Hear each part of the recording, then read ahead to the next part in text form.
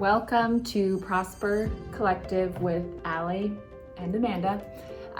Thank you for joining us today. If you like what you hear today, please like and subscribe to our channel and look in the comments for more videos that go along with what we're going to talk about today, which is appreciation. It's one of the 4 wealth generators that we learned about last week. And we're going to dive a little bit deeper because appreciation is just so important when you are a real estate investor. Knowing what it is, understanding how it works is essential to properly manage. Well, if you want to be successful in real estate, you need appreciation for sure. You have to have appreciation. Yes. And let's talk about why. Yeah, so I guess appreciation, right, just so we're all on the same page of what we're using as a definition, is the increase of value over time. So if you think, I think the stock market is a good example, right? So we put money in, the money goes up and down, up and down, up and down, and hopefully when you want or need to take it out, it has increased in value. It's appreciated. Real estate isn't any different. We buy it, we hope or we put effort into increase appreciation, that when we need to sell it, we pass it on to our kids, whatever we're gonna do with it, that it's increased in value. So it's so important because without appreciation, you are losing money. It's that simple. Without it, you are losing money. So, and why is that? Well, if you think about it, let's say you bought it and in 5 years later, you wanna sell it, and it hasn't appreciated, well, you just lost money because you have closing costs to pay, right? You have marketing costs to pay. There's inflation to consider. Yeah, right, inflation. Right now we're in a very high inflationary period of time. And so without your building going up in value, you've lost money. And if you are in a position where you're wanting to sell, you're gonna be selling at a loss. Yes, so you need appreciation if you want to succeed. And there's 2 different types of appreciation. There's the market appreciation, which we've just discussed. Yep. And there is forced appreciation, Which is our favorite. Which is our very favorite. We implement it on a daily basis in our property management company. Let's give a couple of examples. Do you want to start, Allie? Yeah.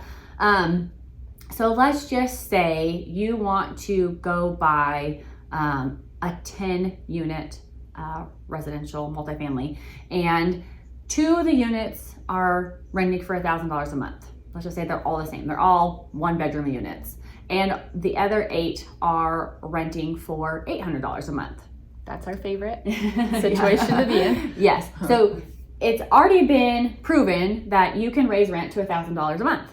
So the simple forced appreciation would be to buy the property and go in and raise everybody's rent to $1,000 a month. So let's just say you did that. You went in, now you have 8 units.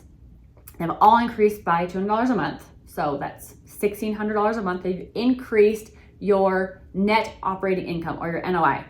And then we're gonna have this for a whole year. By 12. So times by 12, check my math, but I think it's like 19,200 roughly.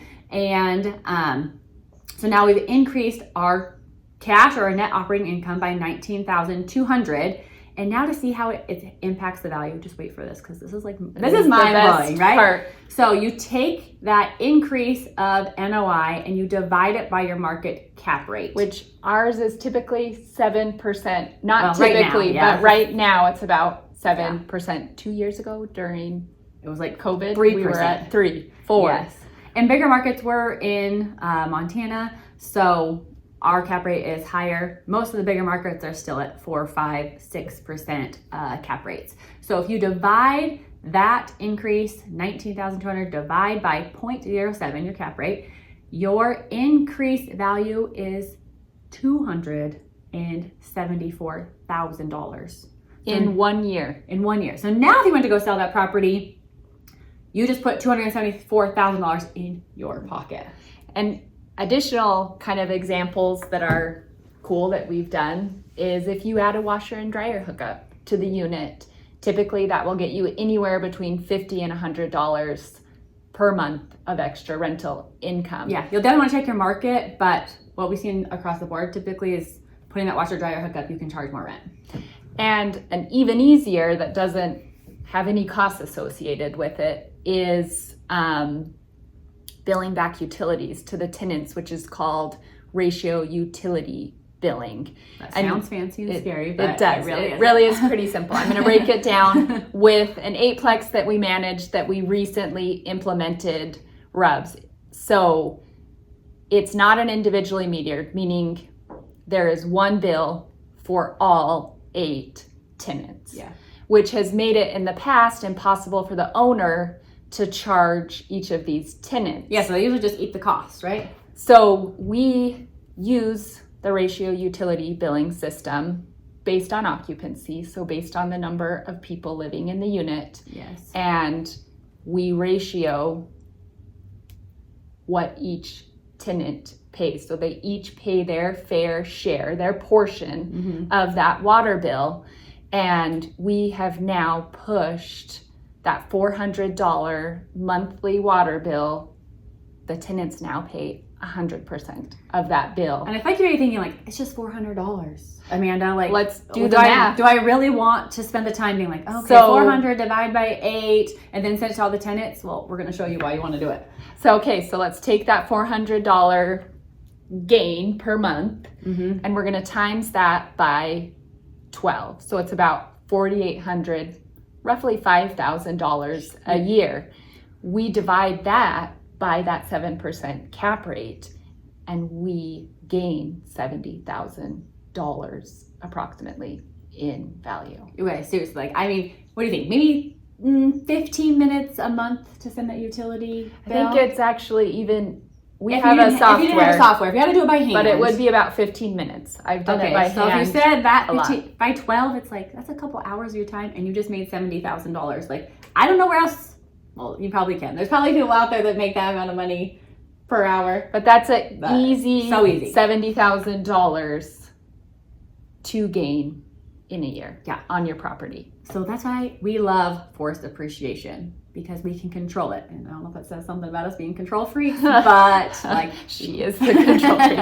But we can go and we can like control the outcome and the value of our building outside the market cycles, because the market is crazy. It is, and it's unpredictable. Yes. And none of us ever know what's truly going. We can make educated best guesses, but none of us truly ever know what the market is going to do. No, like COVID came out and like slapped us in the face, right? Like none of us had any idea that that was going to occur. No. Even all of the predictions. Still can't believe that did happen. Yeah, our property values went up crazy, right? And now we're in a high inflation period. Our cap rates have gone up and our property values have gone down slightly, and no one could have predicted that either. So let's kind of recap on what we discussed today. We talked about how appreciation is the value generated, gained over time, over a long period of time. On average, we see about a 3% increase year over year. And without appreciation, you are losing money. You're losing your butt. And there's 2 different types. There's the market appreciation and our favorite type, which is forced appreciation. Yes. And we said some kind of big other things like cap rates and market cycles, property value. So if those don't make sense to you yet, please like go down below, watch our other videos about those topics where we go more in depth, so it makes it easier to understand. Yeah, and go join our Facebook group. It's free, and any questions you have, post on there. We will always answer any and every question. We actually love it. Yes, and we'd love to have you in our community. So go join our Facebook group. And please join us below for more videos to learn about cap rate, market cycle, and all the other ways to get rich in real estate investing. Yes. Talk to you soon.